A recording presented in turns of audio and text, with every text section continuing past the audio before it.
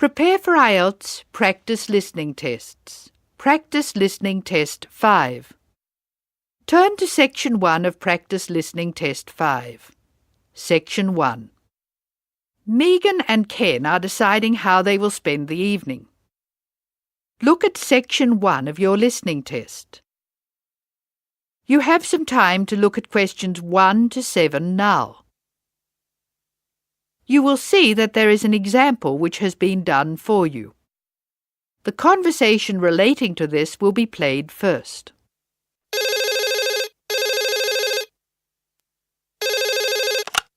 Hello, Megan speaking. Hello, Megan. Hello, Ken. I'm glad you called. Thomas asked me to give you his telephone number. Is that his office number or his home number? I can give you both. His new home number is 9452 3456. Would you like his office number? I think I have it. Does 97314322 sound right? That's it. But the home number is 9452 3456. He moved in last week. Good. I've got that. Now, what would you like to do? Thomas's home telephone number is 9452 3456, so letter C has been circled. Now we shall begin.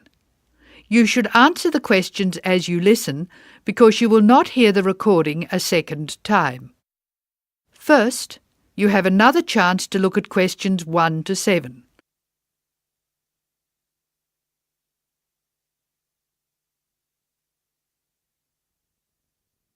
Now listen carefully and answer questions 1 to 7.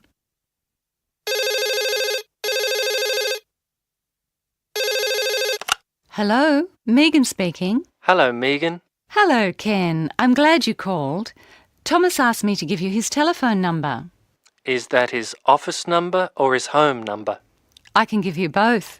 His new home number is 9452 3456. Would you like his office number? I think I have it. Does 97314322 sound right? That's it.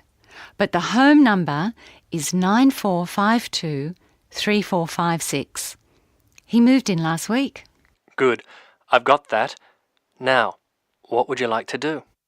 Well, I'd like to go dancing, but Jane's hurt her ankle, so she'd rather not. That's a pity. I guess it means she doesn't want to play tennis either. That's right. She says it's okay to go bowling if we don't expect her to do well. Okay, let's do it. I guess we can go dancing some other time. Well, I booked us some time at the bowling alley of Entertainment City. Do you know it? Is it on Smith Street? Down near the university? That's right. It's on the corner of Smith Street and Bridge Road. What time did you book for? The first booking I could get was 8 o'clock. Okay, it's 7 now. What do you want to do first? Well, I think we should leave now. We can meet at the bowling alley. I can't be that quick. I have to call Thomas to start with, and I need to get changed. Okay, I think I'll leave in 10 minutes and meet you in there. That makes sense. I'll take my car, so I'll be quite quick. I'll be out of here in half an hour. Okay. You're so lucky to have a car. You can get around so easily. Well, yes and no. I often spend ages driving around trying to find a park. The traffic can be very bad. Well, that won't be a problem for me because I'll take the bus. It goes right past my door and I'll have plenty of time. Sounds good. Who else is coming? I think nearly everyone from the afternoon class will be there. Which class? The big maths class or the afternoon tutorial? The maths class. What's more, we get a concession for large numbers. That's good. I'm trying to keep my expenses down this month. So am I. I expect tonight will cost about $20. You must be good with money. I expect it to come to, nearly $40. So how are you going to manage that? Well, the bus is cheap, and if I come home early, I won't have time to spend too much. In any case, I have to be up early tomorrow morning, so I'd really better try to get home by about 11. That reminds me, I have to phone the taxi company for my mother. Goodbye, Megan. I'll see you later. Goodbye, Ken. Ken calls the taxi company. Listen and be ready to answer questions 8 and 9. First, look at questions 8 and 9. Now listen to the telephone call and be ready to answer questions 8 and 9.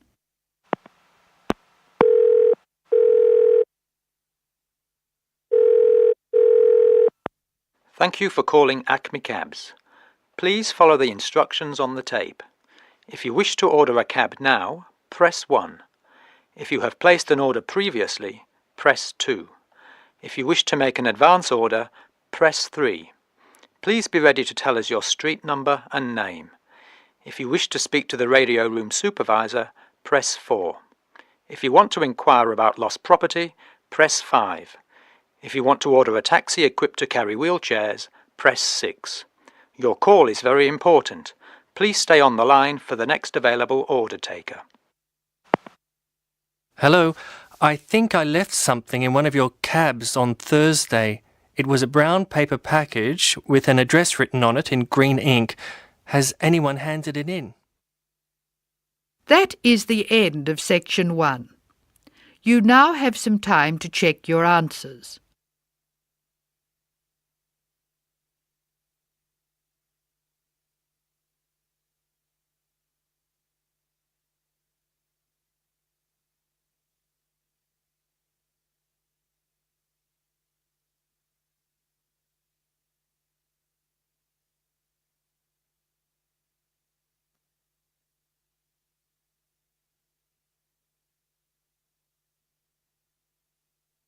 Now turn to section 2.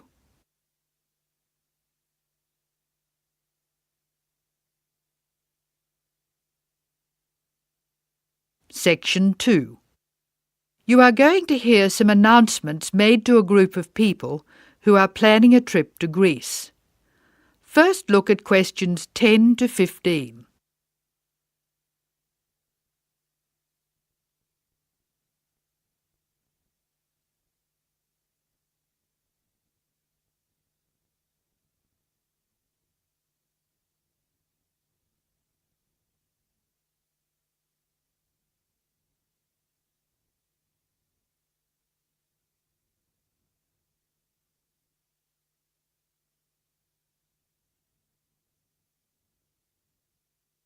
As you listen to the first part of the talk, answer questions 10 to 15. Write no more than 3 words or numbers for each answer. Good morning, everyone. I'm getting very excited about this trip to Greece, and I'm sure you are too. As you know, we didn't have all the details at our last meeting, but I can give them to you now. We'll leave London Gatwick Airport on British Airways next Wednesday. Please be sure to be at the airport by 6:30. I know it's early, but our departure time is 8:25 a.m. We're quite a large group and we don't want to have any hassles. Please be sure to have all your travel documents ready. We'll arrive in Athens at 2:25 in the afternoon and there'll be a vehicle there to meet us. It'll be a full-sized coach so everyone can travel together. We'll spend 3 full days in our hotel in Athens, although we're only being charged for 2 nights accommodation, which is good news. The second day we'll go to the National Archaeological Museum to see the enormous collection of ancient Greek works of art, antiques, statues, a brilliant display. We'll eat out at a typical Greek restaurant on Thursday night. It's going to be a very busy time in Athens. Friday morning and afternoon we'll visit historic sites, but we have nothing planned for the rest of the day. On Saturday we're off to the islands, the Greek islands of ancient myth and modern romance. Now the big news. At first we thought we'd take the ferry, but we've been very lucky to secure a sailing boat, which is big enough for all of us. I'm really excited about this part of the trip because we'll see the islands to the best advantage and we'll be able to cruise around and sleep on board. We'll get off at different islands, and for one part of the trip we'll have people playing Greek traditional music actually on board with us. Now I'll pass out a brochure with all the details. Now look at questions 16 to 18.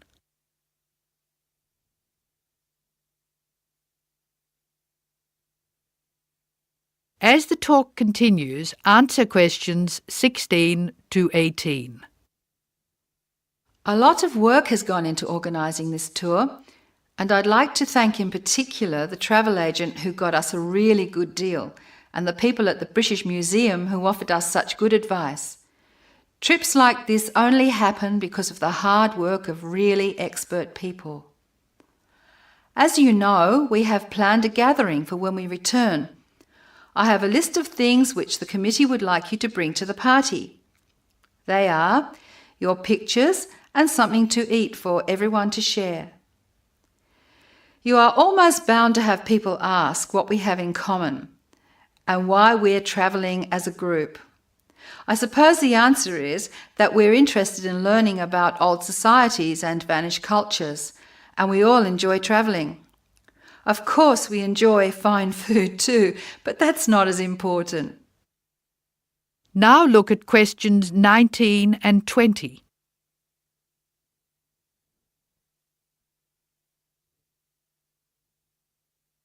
As the talk continues, answer questions 19 and 20. Oh, I nearly forgot the last piece of information. You'll see there are labels which I have passed around for you to put on all your luggage. Could you fill them in, please? On the top line, please write Greek tour, and on the lower line, write in block letters, uppercase, the letters AA and the number 3.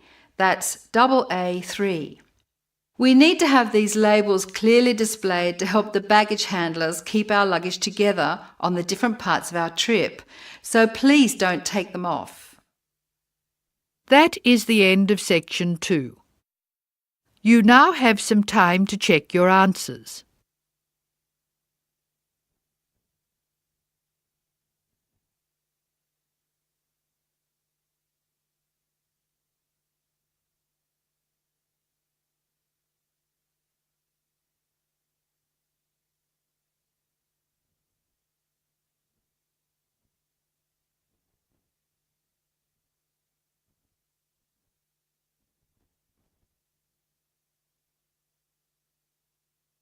Now turn to section 3.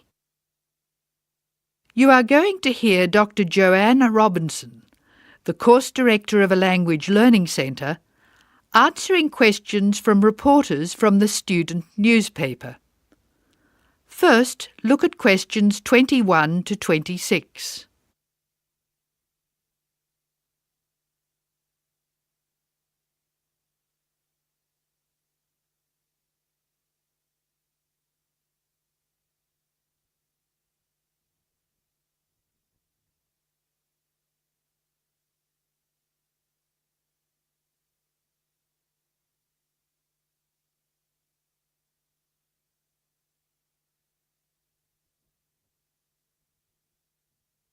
As you listen to the first part of the talk, answer questions 21 to 26. Write no more than 3 words or numbers for each answer. Welcome to the Language Learning Center. I'm Joanne Robinson. You must be the reporters from the Examiner. Please come in and sit down. Hello, Dr. Robinson. Yes, we're from the Examiner. I'm Cheryl Perkins and this is Don Klim. May I start with a question? Did this college really start with Brazilian students? It did. The Language Learning Center was founded in 1985 to look after a group of students from Brazil who wanted to study here. Those 20 students soon grew to 60, and as you can imagine, we had severe accommodation problems. Somebody said you were in the old amenities block, right near the engineering school. They have a good memory. Yes, we were there because the university hadn't believed we would expand so quickly. The problem wasn't solved until we moved into these new premises in Bancroft House in 1987. When did you start taking students from other countries? About 1990. We now have students from 13 different countries enrolled, and we expect a large group from Turkey next month. Yes, we've noticed a lot more advertisements for Turkish restaurants in our advertising section. Well, 40% of our students come from Turkey, by far the largest single national group, and I believe there's been an influx to the rest of the university. There are a lot of Turkish students studying hospitality. Do you offer anything special to the students? Yes, we do. There are several things which make us rather different from other language schools. English is certainly not restricted to English for academic purposes here. Sometimes we have extra classes for students who have particular courses in mind. And we have just said goodbye to a group of 30 Indonesian students who were preparing for a university course in agriculture. They came to us for English for farming, and they were with us for a long time. We miss them. How long do students usually stay at the Language Learning Centre? It varies, so I'll talk about the average. Most of our courses last for 5 weeks, but to make any real progress, a student needs to be here for at least 3 terms. That's 15 weeks. The students do better if they have a little time to settle in at the beginning of the course, and we offer an orientation course that lasts a week. Most students take it. It helps them to settle down, and it gives us plenty of time to test them and place them at the right level. How many people are in each class? We sometimes go up to 18, but our average class size is 14 students, and some classes have as few as 7 participants. It depends on the needs of the group. You were saying that you miss your students when they go. How do you attract students? I mean, how do they hear about the Language Learning Centre in the first place? We're included in the university advertising and marketing, and we have our own website. The thing which works best for us, though, is word of mouth. Students who leave us often send us their friends. In fact, a student who arrived today was carrying a photograph for me of a former student and his baby. It sounds like a nice place to be. It is. A lot of our students make lasting friendships while they're here. Now look at questions 27 to 31. As the talk continues, answer questions 27 to 31. Making friends with other students sounds special enough. I'd like to emphasise that in the student newspaper. We do try to get our students to be part of the wider university. How do you do that? Do you encourage them to join the sports centre, for instance? Indeed we do. The sports center is always looking for active participants, particularly in soccer. Oh, and something else. You might like to mention that we don't teach just English here. I mean, we're a language center, not an English language center. You may learn Spanish, Mandarin, and Russian here, and we can sometimes offer other languages. This means we can have some students who are native speakers of those languages as conversation partners for English-speaking students. Who can do these courses?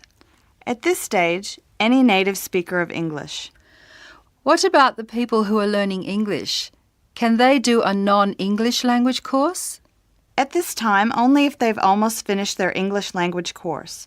You see, we try very hard to involve students who are native speakers of English as conversation leaders, and we encourage our students to join groups on the campus. For instance, if they enjoy music, there is an active jazz group available to everyone, and that's a lot of fun.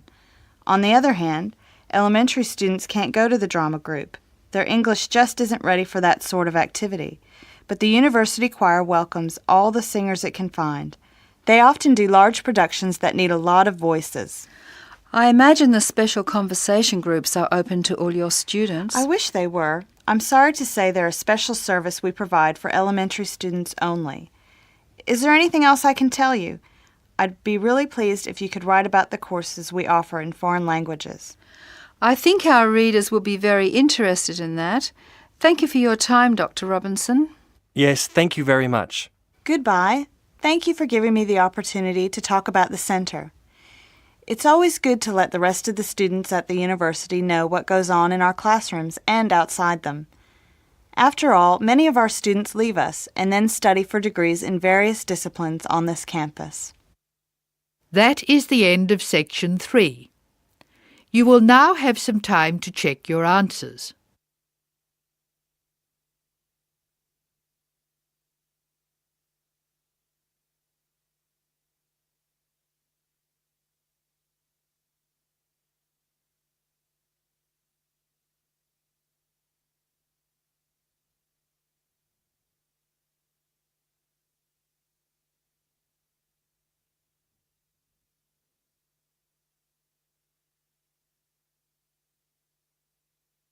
Now turn to Section 4. Section 4. You will hear a talk about the pitfalls and pleasures of being a postgraduate student. Look at questions 32 to 37.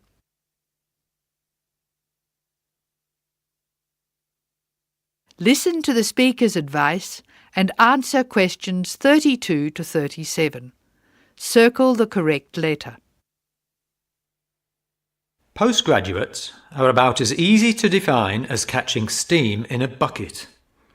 Courses can be vocational, for training, as research, as a preparation for research, or a combination of these. Also, you can choose between full-time and part-time. Increasingly, the approach to postgraduate study is becoming modular. The vast majority of postgraduates are doing short, taught courses, many of which provide specific vocational training. Indeed, there has been a 400% increase in postgraduate numbers in Britain over the past 20 years. Current figures stand at just under 400,000. People undertake postgraduate study for many reasons.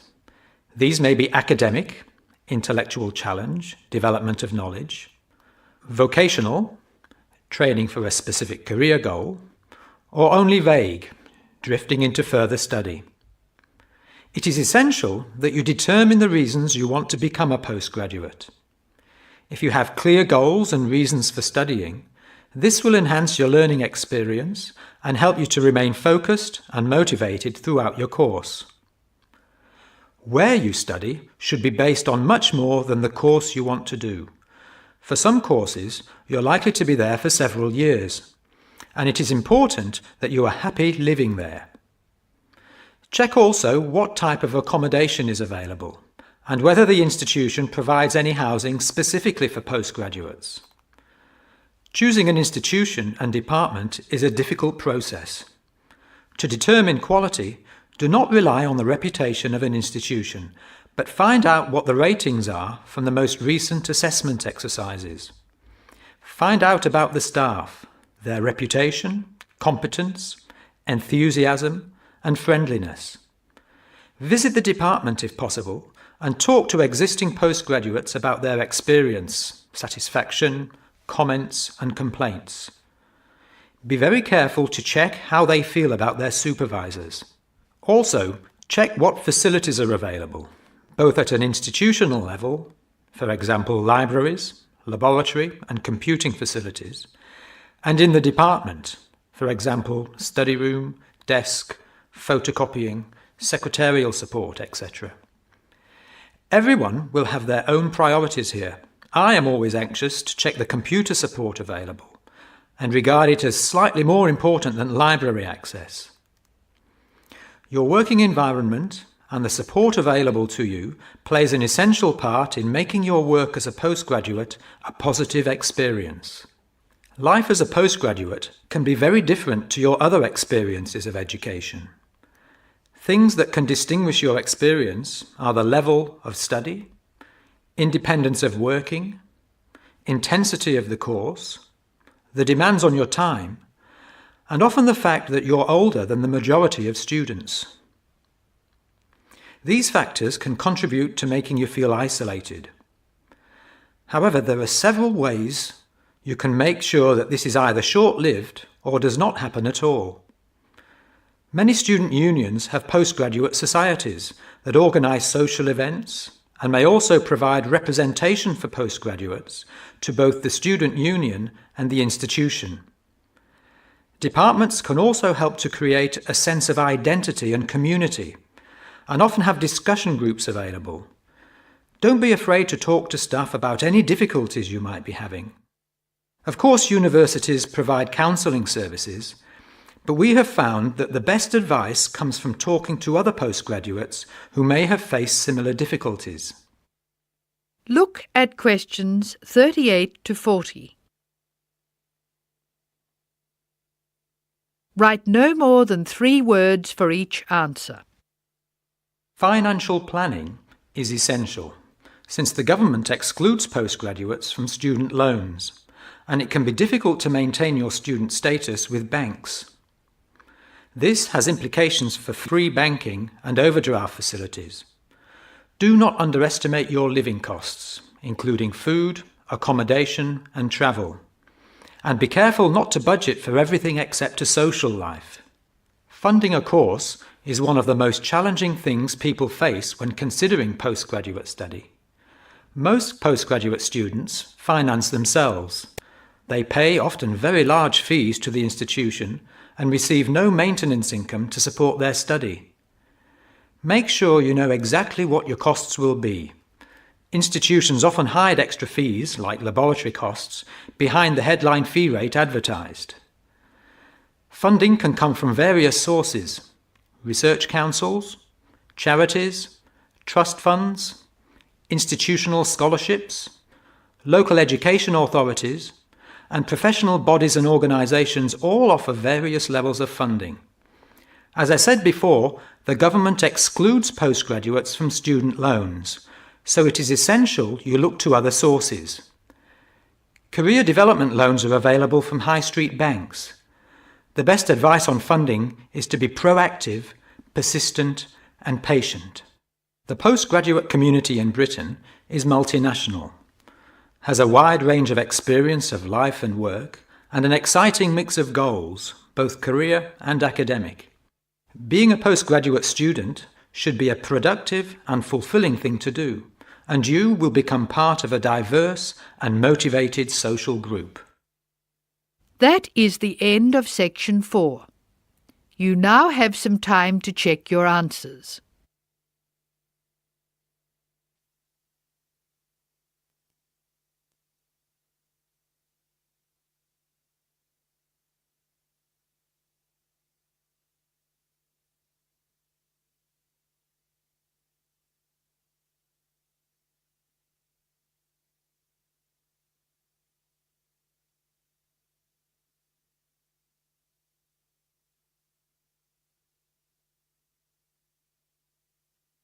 That is the end of Listening Practice Test 5.